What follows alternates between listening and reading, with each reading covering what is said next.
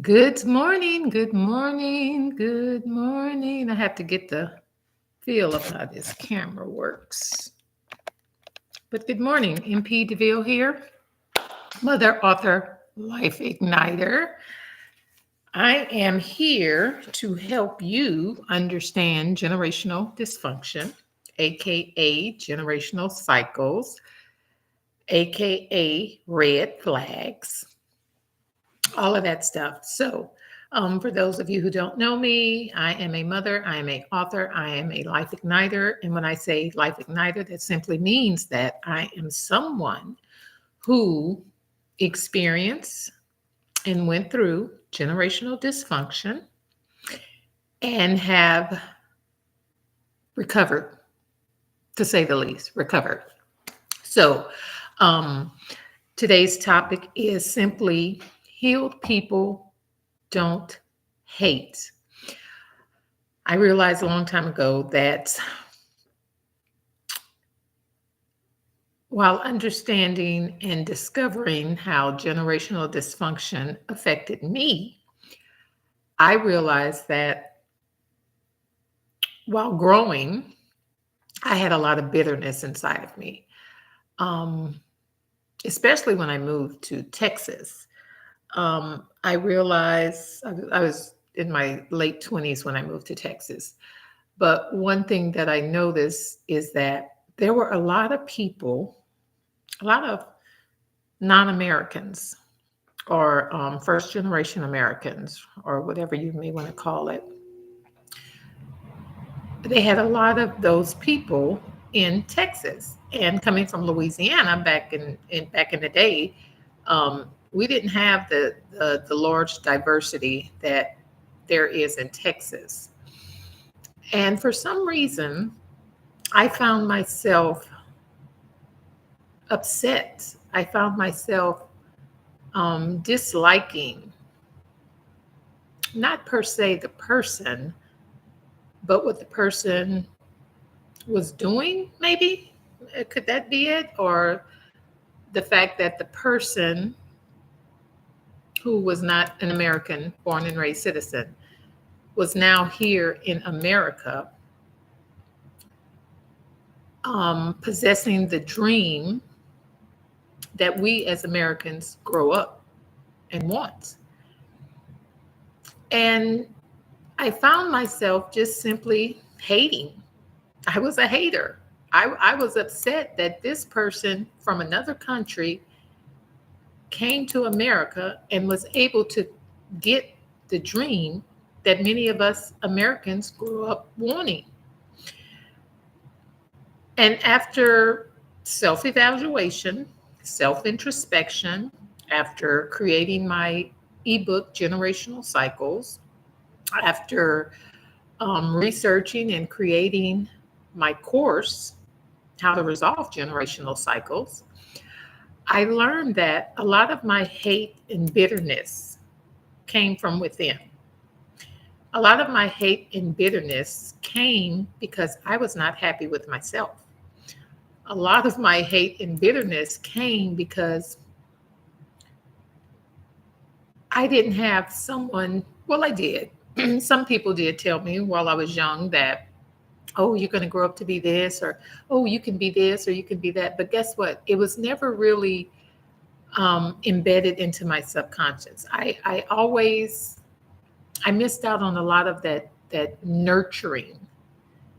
You know, the nurturing we do with our kids, because as parents, we know our children. As parents, we know what our children are capable of. And if you're a really, really good parent, you understand your children's talents. Um, and as good parents, we nurture those talents, right? So, for instance, if you know your child loves to cook, and if your child is always in the kitchen and wanting to help in the kitchen and loves food and loves the whole process of making food and creating dishes, we kind of recognize that, oh, perhaps they may have a talent as a chef. And so we start nurturing that talent in the child and start helping them to see that, hey, this is a great talent you have. Perhaps you should think about becoming a chef. You know, in with you being a chef, you can do this, and you give them all of the insight, particular talent that they didn't have, that you are supposed to be helping them to understand, right? So I didn't have a lot of that growing up. You know, I had a mother who was a single mother of 8 children, 8 or 9. Shit, I didn't forget how many siblings I have. 8 or 9 children. And all she did was work to make sure we had lights on, work to make sure we had food on the table, work to make sure we had shoes on our feet. So aside from her enduring a very dysfunctional relationship with her partner, she had to maintain her household, our household. She had to maintain and make sure her children had everything they needed. So she didn't have time to nurture us. And alongside her dealing with that dysfunctional relationship, having to work jobs to make sure she made ends meet, she had her own emotional dysfunction. She had no self-respect, I'm sure. She had lost the what's the word I want to use? Lost the oh God, I got a brain freeze. Lost the spark in her own life. And when you have no spark in your life, how are you going to spark someone else's life, right? So we didn't have a whole bunch of that growing up. And as a result, I grew up insecure in a lot of ways. In a lot of ways, I was very secure. In a lot of ways, I loved myself. I knew I had capabilities. I knew I wanted more in life. I knew that there was more to life than what I was dealing with. And because I knew that deep down inside, it led me to begin to change my life. Because you have to have, even if it's a little bit of spark of wanting more, believing for more, and requiring more, that little spark can turn into a big firecracker, right? So it was that little spark that led me to doing the book. And there was that little spark that led me to want to change my life. It was that little spark that gave me the initiative to say, I can do better. I want better. There will be better. All it takes is that little spark. But it took time for me to understand that. It took time for me to get to the crux of the problem. And my problem as a 25, 26, 27-year-old was that I was bitter or hating on other people who was making their dreams come true. I was hating on other people who came to this country and was taking advantage of the opportunities that they did not have in their country. And we know a lot of people come to America because America is the land of opportunity, right? And what we as Americans neglect or take for granted is that, we have everything. Everything is at our disposal. But many of us don't take advantage of it until we see other people taking advantage of it. So I had to come to the realization that, guess what? I can't be mad at these people because they had a loving family. I can't be mad at these people because their parents instilled greatness in them for them to want to come to America and be more, do more, have more. I can't be mad at them.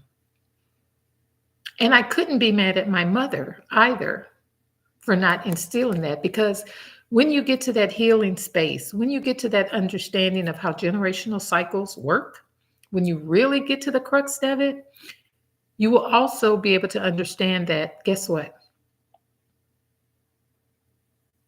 I can't or shouldn't have expect expected my mother to instill into us what was never instilled into her. And I speak on forgiveness in my course and my book also. I speak on the forgiveness factor, because part of healing is forgiving those who do us wrong, or forgiving those who don't know better. Yeah, we have to learn to forgive those who couldn't give us what we required because they were never given it. And it's hard for a lot of us to do that. A lot of us are holding on to animosity and hate and bitterness towards our parents because they didn't do this or they didn't do that, or they couldn't, guide us here or give us that or do whatever. We're harboring ill feelings towards our parents when, guess what? No one was there to give it to them. So they didn't know how to pass it on to us. Right? So a part of healing is understanding that we have to learn to forgive those who couldn't come through for us, right? A part of healing is understanding that those people who came to America, or those people who are doing great things, not even just for people, immigrants or anyone, even our own brothers and sisters, our own family, our own culture, our own community. Sometimes I see so much hate on the internet because someone is doing something. And there's always chatter about, oh, you think you're this, or you did this, or and it comes from an unhealed spirit. Your spirit is unhealed because you have not gotten to the point to understand why you feel that way. You have not reconciled with yourself as to why is this person and what this person is doing offending me? Why do I feel so inadequate? Why do I feel so insecure? It's because of unhealed trauma. And when we figure that out, we will change the trajectory of our lives. I notice that you probably notice it too. People that have it going on aren't hating on other people that have it going on. It's only the people who don't have it going on who are hating on the people who do have it going on. You caught that? So, trauma comes in many forms: bitterness, insecurity, unforgiveness. If you are experiencing any of those emotions, you need to get to the bottom of your trauma. I knew I was capable. I knew I was beautiful. I knew I had it going on. I knew I was smart enough to complete and get and to reach the goals and dreams that God had instilled in me. I knew that. So knowing that allowed me to start the journey of healing, start the journey of understanding, why do I feel this way? These people never did me anything. Why am I hating on this person? And truth be told, it was because they were doing everything that I wanted to do. They were living the life that I had dreamed of living, whether it was going to college, whether it was having a great job, whether it was having a healthy, happy, functioning relationship. They were doing everything that I thought I deserved to have, but didn't have. Right? So, healing requires self-introspection. Healing requires self-awareness. Healing requires understanding our train of thought. And when we can get past all of those milestones, we change our life. Who would ever thought I would have wrote an ebook? Me. Deep down, that little spark knew it. It just wasn't nurtured. Who would have ever thought I would have started a seafood seasoning company? Me, because I dreamt it and I wanted it, that little spark. Who would have ever thought I would have been here helping people heal from generational dysfunction? God, because guess what? God put me through it so that I can come out of it and help other people understand it. Yeah, he did. So, if you find yourself being bitter at someone else's accomplishments, if you find yourself being insecure within, if you find yourself stuck and stagnant and not going anywhere fast,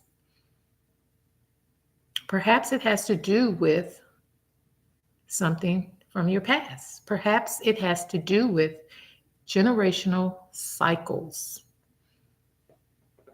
Okay? So, I just wanted to come on here and say that. I want you to all have a blessed and happy day. So, well, I'm moving too fast. Let me just say, you can have everything that everyone else has. You can have everything that you want. All you have to do is go deep within. You are worthy. You are worthy of everything that you desire. But you're not going to reach that designated point in your life, or you're not going to be the person that God requires you to be until you are able to recognize, acknowledge, and resolve your past generational dysfunction. It's not just my family. It's not just your family. It's a lot of us as a collective now experiencing generational dysfunction. But because it's so embedded into our psyche, into our brain, into our mindset, we think it's normal. We think it's cool to hate on other people. We think it's cool to be in a dysfunctional relationship where a man is cursing you, beating you, telling you aren't worthy. We think it's cool for women to emasculate men. It's not. And if you really sit back and think about it, you know it's effed up. You know it's effed up. But you just can't put the pieces together. So that's why I do what I do. So if you're interested in knowing some of the different signs and traits and reasons for generational dysfunction, feel free to click on the link and get my ebook. I talk about a family who experienced generational dysfunction and the different types of generational dysfunction, right? And if you can relate to any of those people in the book, I would advise you to click the link below that, and sign up for my course, How to Resolve Generational Dysfunction. Because until you are able to change your mindset, you're going to remain stuck, stagnant, insecure, bitter, unforgiving. And if you don't want to do it for yourself, do it for your children. Okay? So, on that note, I'm going to get my day started. You all have a happy, healthy, and blessed Thursday, and I will see you on the other side. Ciao.